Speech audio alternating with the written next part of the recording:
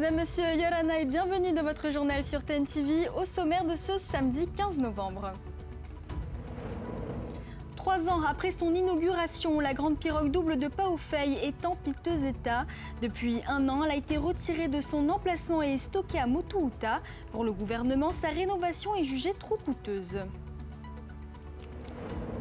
Direction Moorea où la filario circule toujours. Une campagne de lutte contre cette maladie parasitaire débutera lundi. Nous en parlerons avec notre invitée Laurence Rochette-Stettler, médecin spécialiste en maladies infectieuses à la direction de la santé. Épreuve déjantée, esprit d'équipe et ambiance survoltée. À Punaouia, la 3e édition du Taravana Warrior revient ce soir pour l'épreuve finale. Nous serons en direct avec notre journaliste Esther Cuneo dans quelques instants. Ils étaient une centaine de rameurs au départ de Tautira pour la course mémorielle Serge Hoatua, une compétition hommage qui a rassemblé clubs et passionnés de Va'a.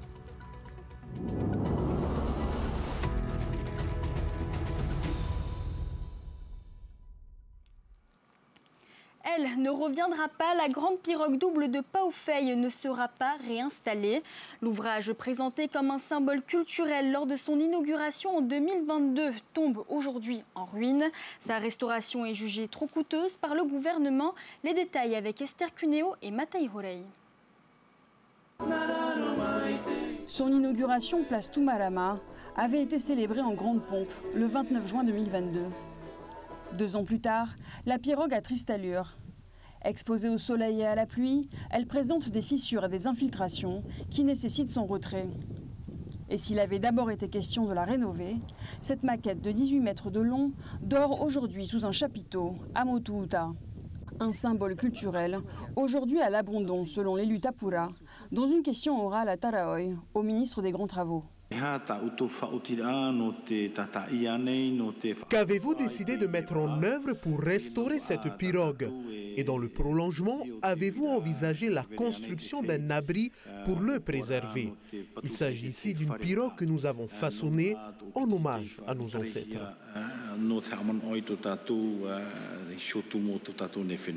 Mais pour le ministre, pas question de dépenser un franc de plus sur ce projet qui a déjà coûté 46 millions. La dernière expertise réalisée chiffre les réparations à près de 25 millions de francs, ce qui équivaut tout simplement au coût de fabrication d'une nouvelle pirogue. À cela, il faut ajouter le coût de construction du Farev A, que vous n'avez pas pris la peine de réaliser, et qui est estimé aux alentours de 25 millions, soit un coût total de 50 millions de francs. Monsieur le Président Fritsch, nous paraît-il opportun de dépenser 50 millions de francs pour reconstruire une pirogue qui ne navigue pas? La réponse est non. Nous ne souhaitons pas poursuivre le gaspillage des deniers publics polynésiens. Et sur la question de l'abri, le ministre n'hésite pas à renvoyer la balle dans le camp de son interlocuteur. Peut-être par mépris ou par méconnaissance des traditions, vous n'aviez pas pensé à construire un Farev A pour abriter la pirogue, ce malgré les préconisations du constructeur. C'est dans cet atelier à Taputapuatea que la pirogue a vu le jour après 14 mois de chantier. Son constructeur John Rere explique qu'un projet d'abri était bien prévu à l'époque. Il était prévu qu'on la mette sous un fareva. On s'aperçoit qu'il fallait presque fermer la moitié du parking pour mettre des poteaux de soutènement suffisamment solides pour pouvoir supporter le fareva. Et donc on commençait à prévoir, il y a eu un architecte qui a dessiné les plans, tout était prêt, et puis il y a eu le taoui. Et c'est comme ça que le projet est tombé à l'eau. Mais la pirogue était toujours bien à ce moment-là. Reste à savoir ce qu'il adviendra de cet ouvrage et s'il sera un jour remplacé par un autre projet culturel. Les 40 ans de la TSP fêtés en grand aujourd'hui à Pirhay, dans le jardin de l'hôtel de ville. De nombreux stands ont accueilli le public, l'occasion de mettre en avant les partenaires et les initiatives de recyclage et de valorisation des déchets. On écoute Rava Saché, directrice commerciale, au micro d'Esther Cuneo et Matai Horei. Autour de nous, il y a énormément de partenaires aussi qui travaillent avec nous, donc que ce soit le milieu associatif, que ce soit les services publics ou d'autres entreprises. Et c'était vraiment aujourd'hui pour mettre en avant, quand on voit tous les exposants qui sont ici, c'est de mettre en avant qu'en matière de protection de l'environnement, on est est vraiment dans un esprit collaboratif. Il n'y a pas de concurrence à avoir entre les différentes entités parce que la cause, elle est noble et qu'elle vaut le coup. À l'occasion de la journée internationale des droits de l'enfant, 57 enfants âgés de 3 à 17 ans issus de SOS Village et du foyer Te Ahunui ont été accueillis ce matin au RSMA d'Aroué. Chaque année, le régime organise pour eux une journée récréative avec des ateliers ludiques, des parcours du combattant et des animations encadrées par les volontaires du régiment. Une parenthèse hors des foyers d'accueil pour les enfants et une occasion de sensibiliser les jeunes du RSMA à la parentalité. On écoute Marouya Jamé, professeur des écoles affectées au RSMA, au micro de Yann Roy. C'est la 5e année que nous organisons. Après elle, je lance le off et on y va. National des droits de l'enfant. C'est une action que nous appelons une action sociale et citoyenne aussi, et ça permet aussi aux jeunes du RSMA de se dire que il y a des enfants qui sont pas toujours, qui sont pas forcément dans des familles, qui n'ont pas forcément le confort familial, on va dire, et qui se rendent compte que y a des enfants qui ont besoin d'affection, qui ont besoin de beaucoup plus d'attention que d'autres, et le fait de les entourer, de leur proposer des jeux, c'est une manière pour eux de contribuer un petit peu au bonheur de ces enfants, même si ça dure pas longtemps. Direction l'île-Sœur où débutera lundi la campagne de lutte contre la filariose lymphatique, une maladie transmise par les moustiques et qui circule encore à Moorea. Pendant 2 semaines, un traitement gratuit sera proposé à toute la population. Et pour plus d'explications, en plateau avec nous ce soir, Laurence Rochas-Tetler, médecin spécialiste en maladies infectieuses. Laurence, Yorana. Yorana.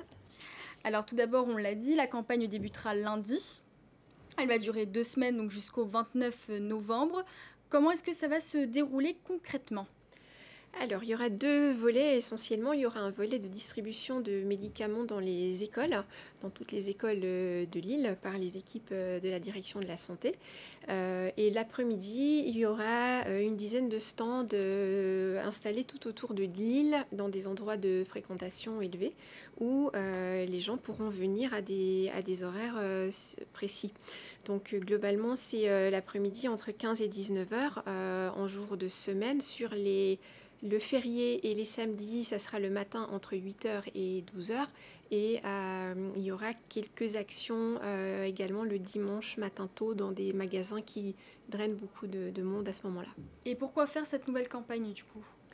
Alors, cette nouvelle campagne, elle s'inscrit en fait dans un programme de l'Organisation mondiale de la santé. Donc, l'OMS chapeaute le programme global d'élimination de la filariose lymphatique, qui est une maladie qui touche la région océanienne, mais aussi d'autres régions du monde. Et donc, le programme de l'OMS propose en fait de faire deux campagnes de distribution de masse. Ici, les campagnes sont réussies, de passer ensuite à des enquêtes de surveillance dans la population par des échantillons de sang dans lesquels on va regarder si les personnes sont porteuses de la maladie. Et est-ce qu'à ce jour, vous savez combien de personnes sont atteintes par la filariose ici ? Alors, on avait vu entre 2023 et 2024 une augmentation importante de nouveaux cas sur l'île de Moorea, ce qui nous avait conduit à prendre donc la décision de partir pour une campagne de distribution de médicaments. Ce sont des chiffres qu'on constate également sur d'autres archipels de la Polynésie. Oui, il y a clairement une augmentation des cas sur les dernières années. Et quels effets de la précédente campagne avaient produit au niveau de la population ? Alors, si on prend les chiffres de Moorea, on a vu que l'impact a été important. Avec déjà une campagne, on a réussi à casser la courbe. Le nombre de nouveaux cas est devenu très très faible. Il était même à 0. Récemment, j'ai eu 2 notifications de 2 nouveaux cas sur Moorea, mais on voit que en fait, nos actions sont efficaces puisque le nombre de nouveaux cas sur Moorea avait quasiment disparu après la campagne. Et comment savoir si l'on est atteint de la filariose lymphatique ? Alors, ce n'est pas toujours facile parce que la filariose lymphatique n'est pas toujours une maladie qui a des manifestations cliniques. On peut être infecté soi-même, on peut infecter son entourage sans se sentir malade. Donc dans la plupart des cas, c'est cette situation-là. Maintenant, certaines personnes vont développer, dans les symptômes les plus courants, ça sera une tuméfaction, un gonflement, un œdème, souvent au niveau des jambes, au niveau des membres supérieurs, parfois pour les hommes au niveau des testicules, parfois au niveau des femmes ou des hommes aussi, des gonflements au niveau de la poitrine. Donc ça, ce sont effectivement des signes d'alerte qui font penser à la filariose. Et est-ce que vous pouvez nous rappeler les complications que peuvent apporter la filariose ?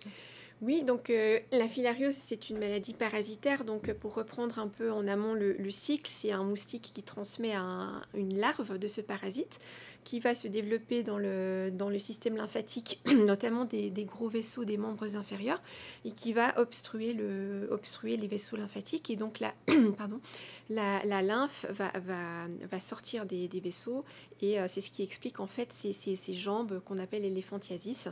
À savoir que lorsque la jambe est déjà très grosse, que le système lymphatique est très remanié, c'est aussi des portes d'infection qui ensuite entraînent une détérioration encore plus importante des tissus, et ça peut conduire vraiment à des situations stigmatisantes où la personne non seulement physiquement est handicapée, mais aussi socialement, psychologiquement, ce sont des situations qui sont difficiles à vivre. Alors la POD n'est pas obligatoire. Comment faire pour que le maximum de personnes se sentent concernées et aillent donc prendre ces cachets ? Alors, on a fait une campagne de sensibilisation avec des bandes dessinées dans les écoles qui ont été diffusées dans toutes les écoles de l'île de Mooréa. Il y a une campagne d'affichage sur les réseaux sociaux, par la radio, par la télévision. Donc, c'est important que la population soit informée. C'est aussi important que les gens parlent de ces actions, parlent entre eux, parlent aussi avec nous. Donc nous, on sera déployés pendant 2 semaines sur l'île, et nos points de distribution de médicaments sont aussi des points où on peut venir chercher des informations, discuter avec nous pour avoir plus d'informations sur la maladie. Merci beaucoup, Laurence Rochas-Stettler, d'avoir accepté notre invitation. Merci à vous. Le jeu, bien plus qu'un divertissement, un véritable outil culturel et éducatif. À Tahiti, la Guilde des Aventuriers lance la 2e édition du Festival des Jeux du Fénois les 29 et 30 novembre. Un rendez-vous pensé pour rassembler toutes les générations autour du plaisir de jouer et de transmettre. Reportage signé Méritéato. Le Festival des Jeux du Fénois revient au parc Pa-of-Ei pour une 2e édition. Après un premier succès, la Guilde des Aventuriers veut faire de ce rendez-vous un moment incontournable, dédié à tous les types de jeux, jeux polynésiens, jeux de société, activités ludiques pour petits et grands. Pour l'association, le jeu est bien plus qu'un loisir. C'est un moyen de créer du lien, de rassembler. Notre plus-value, c'est le jeu. Et pour moi, le jeu, ça fédère.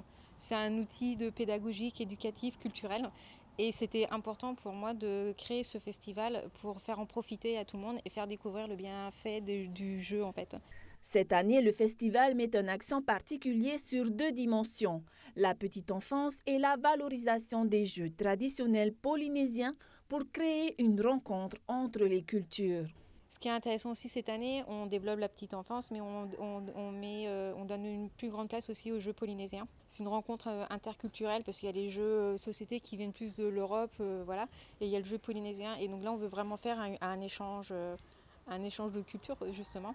Et on voit bien que ce soit par les jeux polynésiens ou les jeux de société, les gens s'amusent. 2 jours pour jouer, partager et découvrir, le Festival des Jeux du Fénois espère s'inscrire durablement dans le paysage polynésien. Et pourquoi pas, un jour, voyager de commune en commune et jusque dans les îles. C'est en tout cas le souhait de son organisatrice. Place cette fois une autre catégorie de jeux beaucoup plus physique. À Punaouia se déroule actuellement la grande finale de la 3e édition du Punaouia Taravana Warrior au complexe Jacques Vihi. Notre journaliste Esther Cuneo est sur place. Bonsoir Esther, comment est l'ambiance ce soir ? Attention, attention. Eh bien, Mika, ambiance festive et compétitive pour cette finale ce soir. Alors, comme vous pouvez le voir derrière moi, les jeux ont démarré. On a entendu les premiers top départs, les premiers éclats de rire, les premiers encouragements. Alors, pour cette finale, il y a 8 équipes engagées, une centaine de personnes. Et comme vous pouvez le voir, il y a plusieurs structures gonflables derrière moi.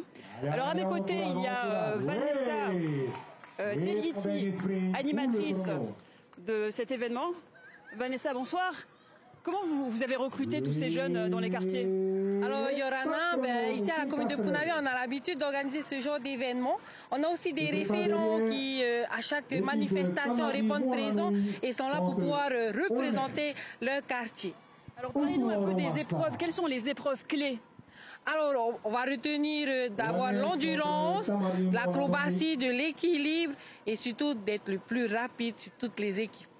Alors, qu'est-ce que ça apporte à ces jeunes de participer à ces jeux? On imagine que ça a un beau travail de cohésion. Exactement, hein, toutes les équipes qui sont là, il y a non seulement nos quartiers prioritaires, nous avons aussi des équipes résidentielles et aussi des équipes des entreprises privées. Par exemple comme Carrefour qui est avec nous, Tamari Mouananou. Et vous êtes combien d'encadrants pour gérer tout ce beau monde-là? On est près d'une vingtaine à pouvoir encadrer. Mais on n'est pas seulement que des agents, on est aussi soutenu par nos bénévoles de la commune. Et dernière question, qu'est-ce que l'équipe gagnante, qu'est-ce qu'elle a comme récompense à la fin? Alors, la plus grande récompense, c'est de pouvoir partir sur Mooria et profiter d'une belle journée pique-nique sur Mooria. Merci Vanessa pour ces précisions. Attention le fruit, le fruit. Voilà Mika, les jeunes sont lâchés dans l'arène, donc place au jeu et que le meilleur gagne. Merci beaucoup Esther et Matei Horei à la caméra. Cap sur Tautira où s'est déroulée la course mémorielle Serge Hoatua. Plus de 100 rameurs étaient au départ de cette compétition. Narei Adje s'est imposé au sprint devant Tuteari Hoatua. Reportage de Naya Bennett sur des images signées Désiré Tayabao. Un sprint haletant entre Narei Adje et Tuteari Hoatua sur la ligne d'arrivée à Tautira. En tête sur les derniers mètres, Narei Adje profite de son avance pour bloquer le retour de son partenaire de la Team OPT. À l'arrivée, une victoire pour le rameur de Taha qui sort son 4e succès individuel de la saison. Un beau combat, il fallait bien caler son coup de rame. Et vers la fin, le copain du team, je savais qu'il allait revenir. En mémoire aussi pour son pâté. Il a voulu taper et on a eu un beau combat vers la fin. Il fallait repousser au bon moment. Et voilà, j'ai poussé au bon moment. Poussé au bon moment, Narei Adje a parfaitement construit sa stratégie de course. Sur le premier tour de circuit entre Tautira et Pueu, il se place déjà dans le groupe de tête où l'on retrouve Hititoa Taerea, Kif Vernodon, Tuteari Hoatua, Virura Teinanuari ou encore Kyle Tarofou.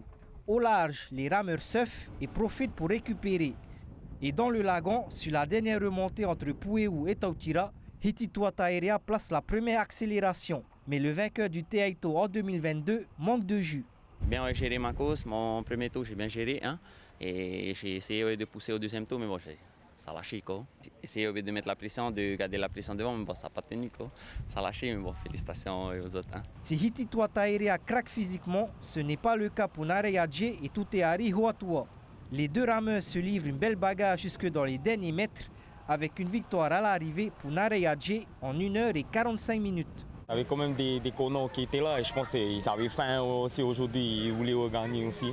Du coup, voilà, j'ai bien géré, j'ai poussé au bon moment. Et puis, bon, c'est une petite expérience que je me fais petit à petit sur les courses. Assez content quand même de mon année, j'ai réussi à performer sur quelques courses. La saison 2A se poursuit. La semaine prochaine à Taoné, les dames seront mises à l'honneur avec la OPT Va'a Hine Race. C'est la fin de ce journal, merci de l'avoir suivi. Dans un instant, retrouvez votre émission Waves avec Nuihao Mihura'a, policier et passionné de Taoïn. Et juste après, place à Lego Masters spécial Star Wars. Je vous souhaite une très belle soirée sur TEN TV et vous retrouve demain dès 18h30. Retrouvez ce journal en replay sur notre site internet et notre application mobile TEN TV.